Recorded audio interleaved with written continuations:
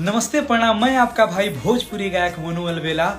और 13 जनवरी को आ रहे हैं हमारे ट्रेंडिंग स्टार बड़े भैया खेसारी लाल भैया के साथ झांसुगोड़ा के पावन पवित्र धरती पे, यानी कि उड़ीसा झांसुगोड़ा के पावन पवित्र धरती पे बहुत ही प्यारा सा तिलक समारोह में, जो कि हमारे बहुत ही अच्छे प्यारे भाई हैं आर्यन जी और खुशी जी के तिलक समारोह में शामिल होने। तो आप लोग आइए और इस कार्यक्रम को सफल बनाइए। और बहुत बहुत धन्यवाद मैं देना चाहता हूँ यादव परिवार को। तो दिल से लव यू, सबको प्रणाम। 13 जनवरी ना भूलें, झांसुगोड़ा।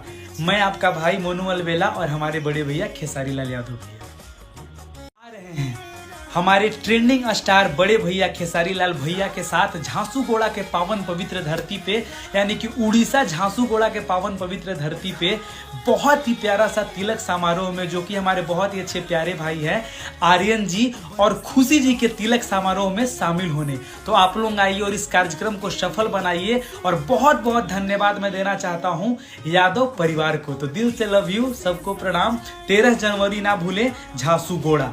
मैं आपका भाई मोनू अलवेला और हमारे बड़े भैया खेसारी लाल यादव।